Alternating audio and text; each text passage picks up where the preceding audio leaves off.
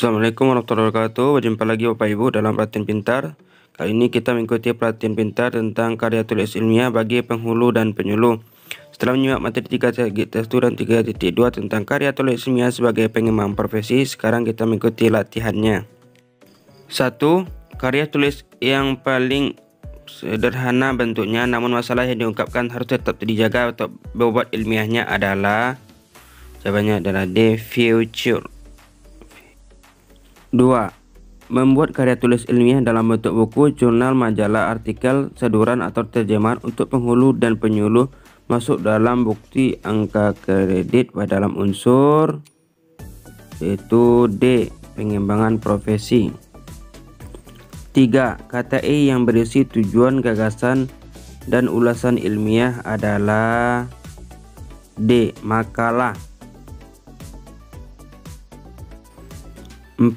Karakteristik KTI penghulu dan penyuluh dari segi jenisnya adalah B. Jawabannya KTI penelitian, tinjauan, dan ilmiah populer.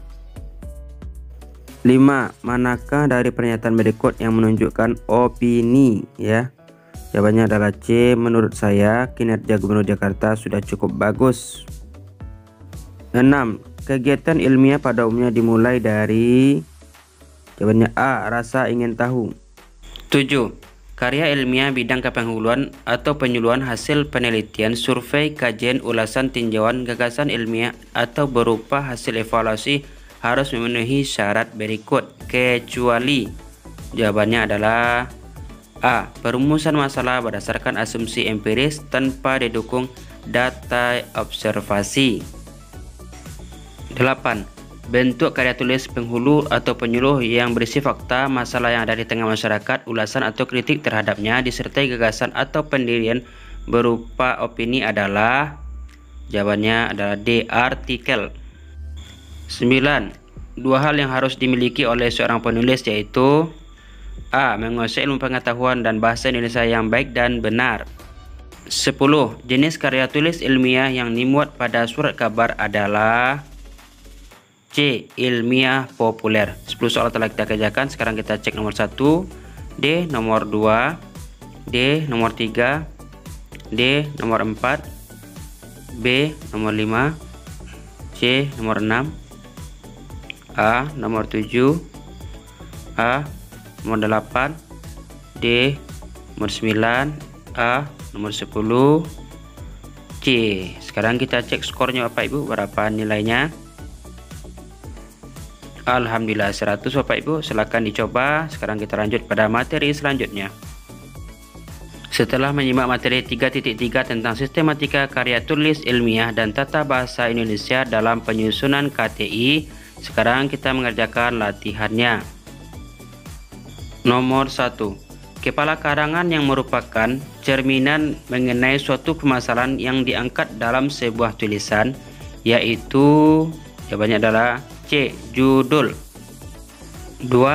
Salah satu bahan pertimbangan memilih topik adalah interesting topik, yaitu, jawabannya B. Topik menarik untuk diteliti.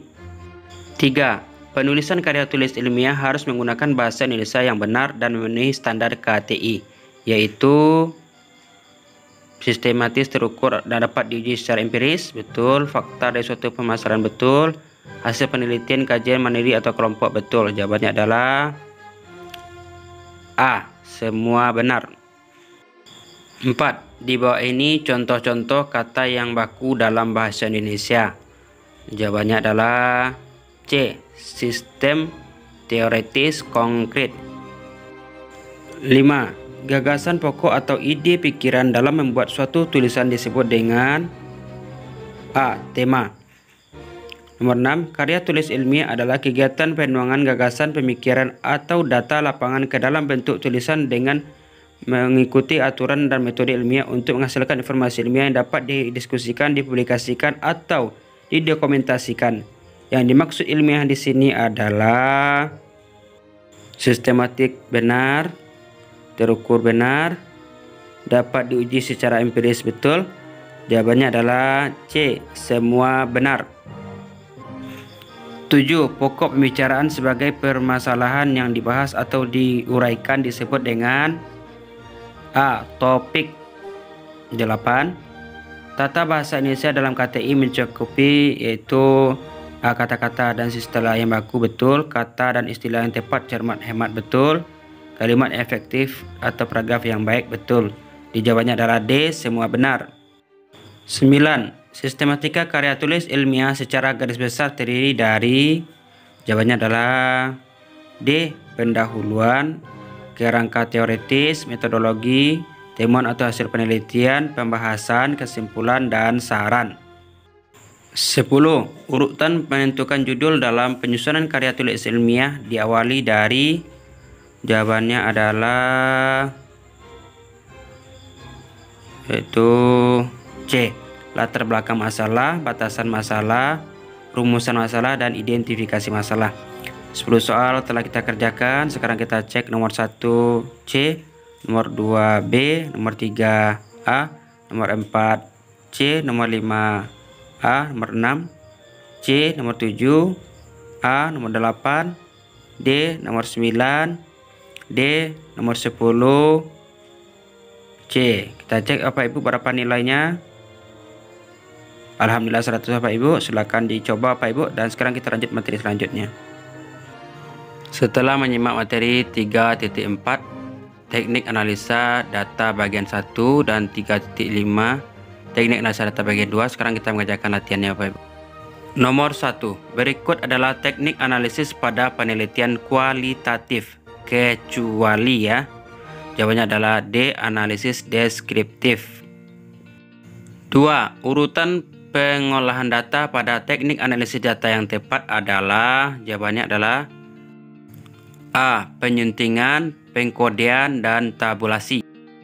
3. Berikut adalah teknik pengumpulan data untuk penelitian kualitatif kecuali, jawabannya adalah D. Eksperimen. 4. Berdasarkan cara mendapatkannya, data dibagi menjadi dua jenis yaitu, jawabannya adalah B. Data primer dan data sekunder. Nomor 5. Apa yang disebut sebagai bahan menta yang dapat digunakan untuk menjawab pertanyaan penelitian? Jawabannya adalah C. Data.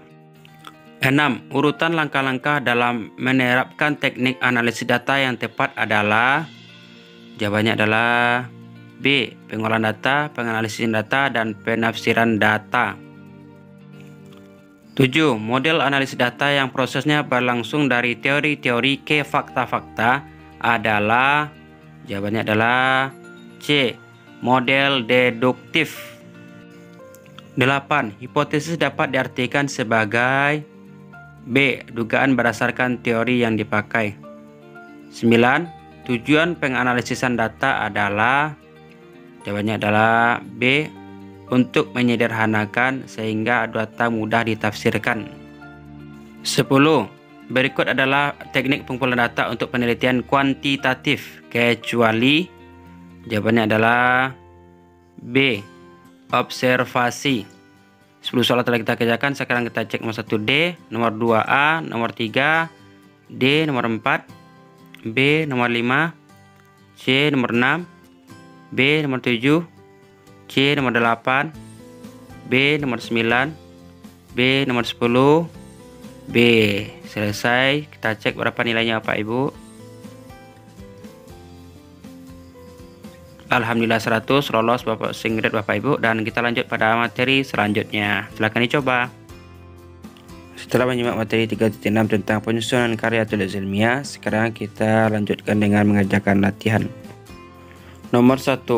Bab 2 pada kerangka KTI non penelitian adalah, jawabannya adalah D. Landasan teori dan kerangka berpikir.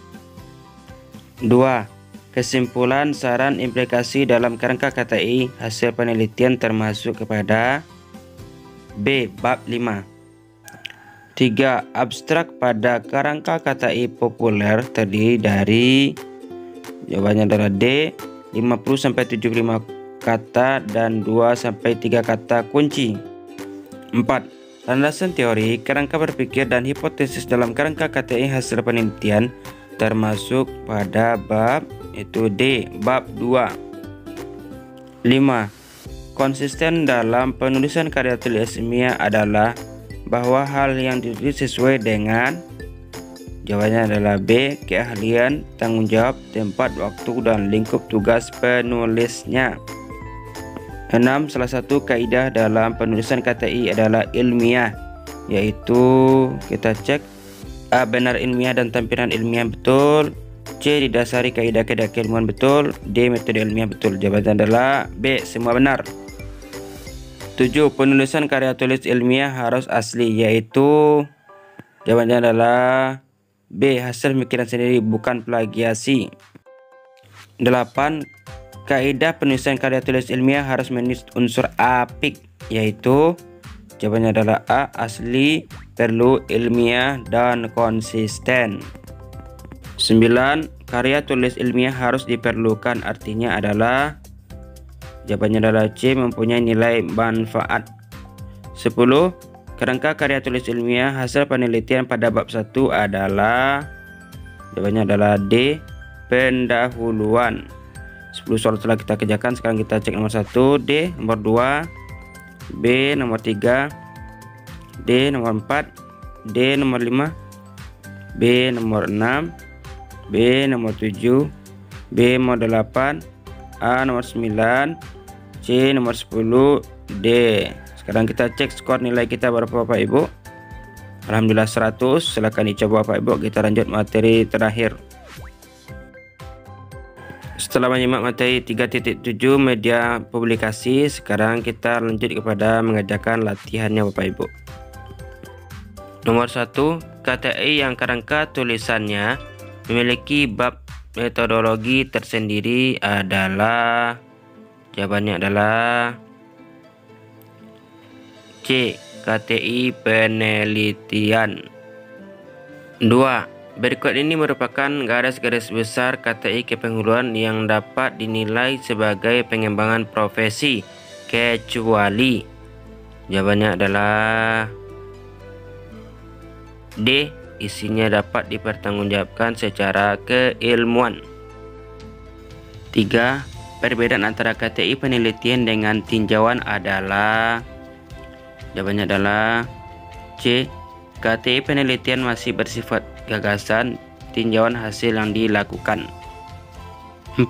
Intisari makalah yang pendek jumlah katanya berkisar B. 10-20 halaman atau 100-200 kata.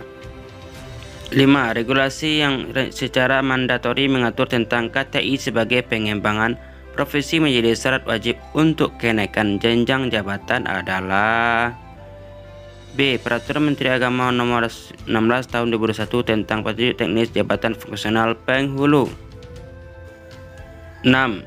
Penggunaan data dengan cara menggunakan sebagian atau seluruh data yang telah ada dari penelitian sebelumnya disebut dengan D. Penelusuran literatur. 7. Data yang diperoleh dan dikumpulkan oleh penulis dari sumber-sumber yang telah ada disebut dengan B. Data sekunder. 8. Spesifikasi KTI kepenghuluan yang merupakan ide atau gagasan dalam upaya mengatasi berbagai masalah yang terkait dengan bimbingan dan penghuluan agama adalah, jawabannya adalah C. KTI tinjauan. 9. Berikut ini termasuk KTI pengembangan profesi, kecuali, jawabannya adalah C. Menulis panduan teknis. 10. Penulisan istilah asing dalam KTI dilakukan dengan, jawabannya adalah C. Ditulis dengan huruf miring. 10 soal telah kita kerjakan. Sekarang kita cek soal nomor 1 C, nomor 2 D, nomor 3 C, nomor 4 B, nomor 5 B, nomor 6 D, nomor 7 B, nomor 8 C, nomor 9 C, nomor 10 C. Sekarang kita cek skornya berapa Bapak Ibu. Alhamdulillah 100, lolos passing grade, dan alhamdulillah nilai kita semua 100 Bapak Ibu.